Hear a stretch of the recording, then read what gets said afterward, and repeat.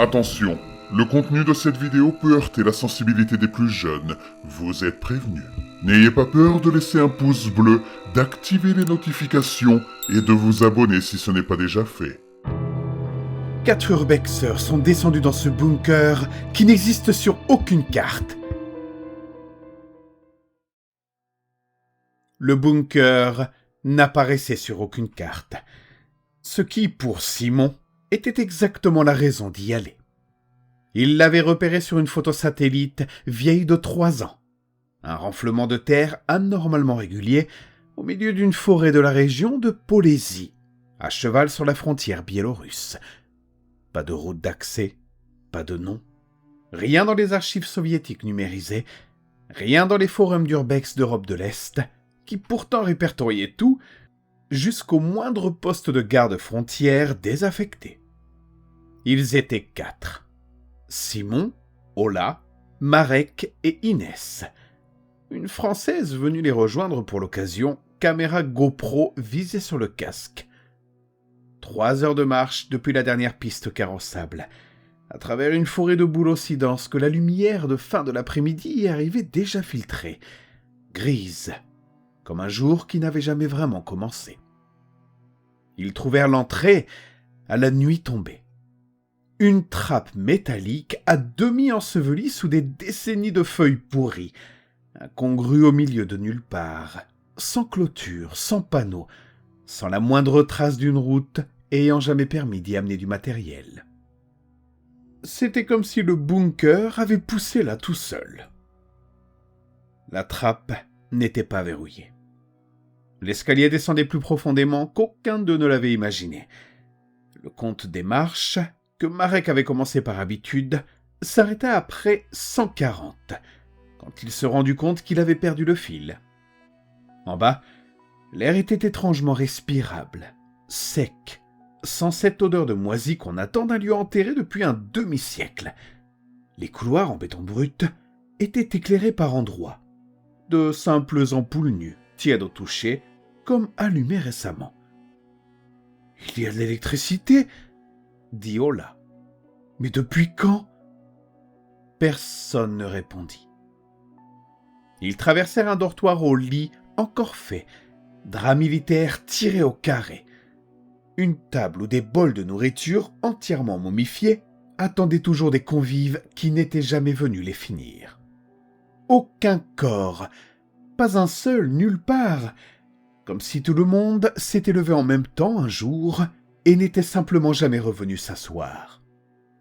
Inès filmait tout, silencieuse, la peur commençant à durcir sa mâchoire. C'est Simon qui trouva le registre, dans ce qui ressemblait à un bureau administratif. Un épais classeur relié de toile grise, posé bien en évidence sur le pupitre, comme s'il attendait un lecteur. Les premières pages, datées des années 1962 à 1967, étaient d'un ennui rassurant. Un inventaire militaire méthodique, des rations, des munitions, des pièces détachées de groupes électrogènes, des masques à gaz, tout consigné en russe d'une écriture appliquée, colonne par colonne, chiffres alignés au tire-ligne. Marek traduisait à voix haute, d'abord amusé par la minutie soviétique.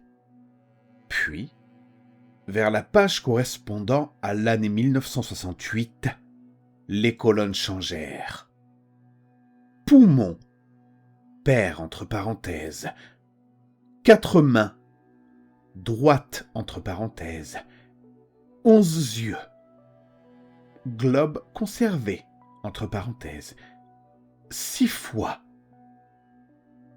Le classeur continuait ainsi, page après page, dans la même écriture méticuleuse, les mêmes colonnes bien tracées, les mêmes unités de mesure administratives, sauf que l'inventaire désormais ne recensait plus du matériel, mais des morceaux de corps humain, classés, quantifiés, comme des pièces détachées.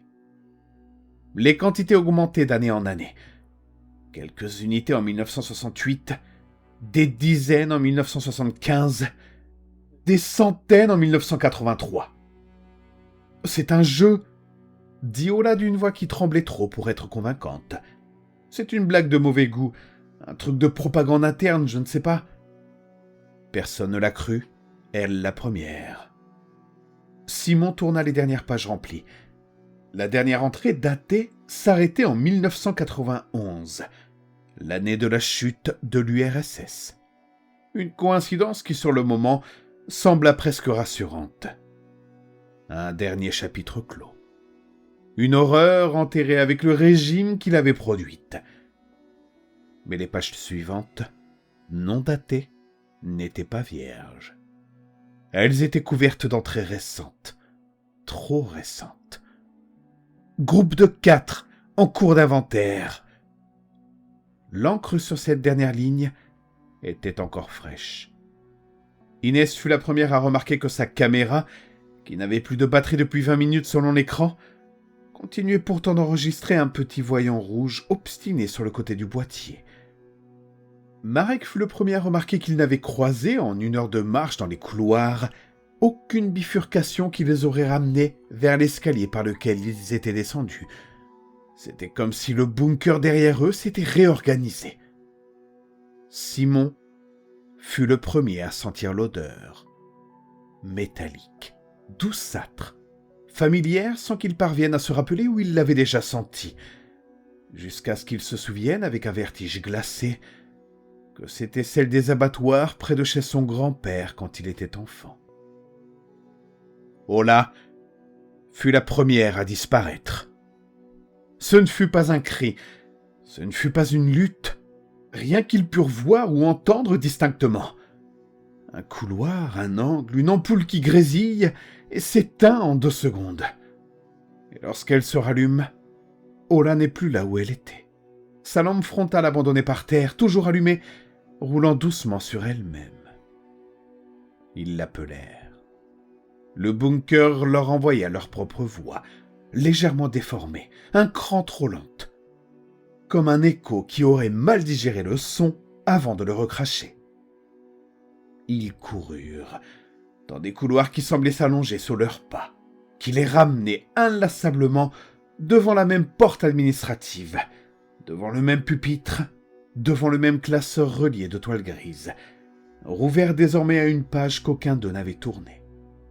Marek s'arrêta net devant, comme aimanté, et lut malgré lui, malgré Inès qui hurlait de continuer à courir. Groupe de 4, 1 prélevé, 3 restants. Il n'eut pas le temps de reculer. Quelque chose dans l'obscurité au-delà du cercle de lumière de l'ampoule, quelque chose de large et de silencieux qui ne faisait aucun bruit de pas, aucun souffle, rien qu'un déplacement d'air froid contre la nuque, referma une prise sur son épaule avec une précision presque administrative. Sans violence excessive, sans rage, comme un geste répété 10 000 fois, un geste de manutention. Inès ne vit pas ce qui se passa ensuite.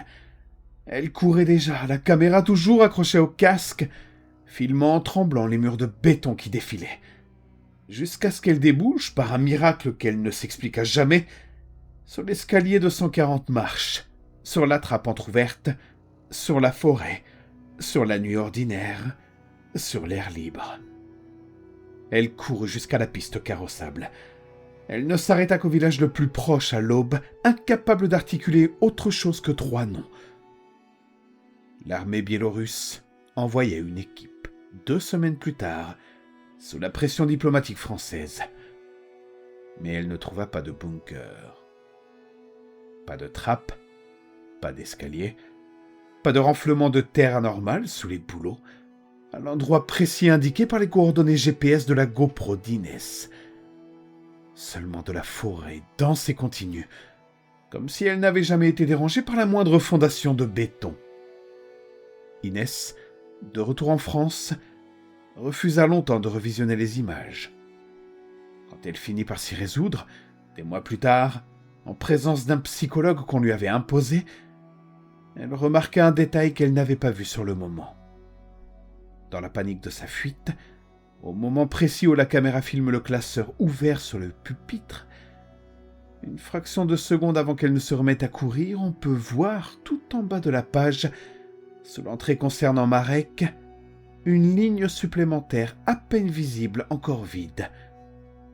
Un témoin en cours d'inventaire. Elle ne remarqua jamais qu'à partir de ce jour, elle ne saignait plus jamais, même quand elle se coupait.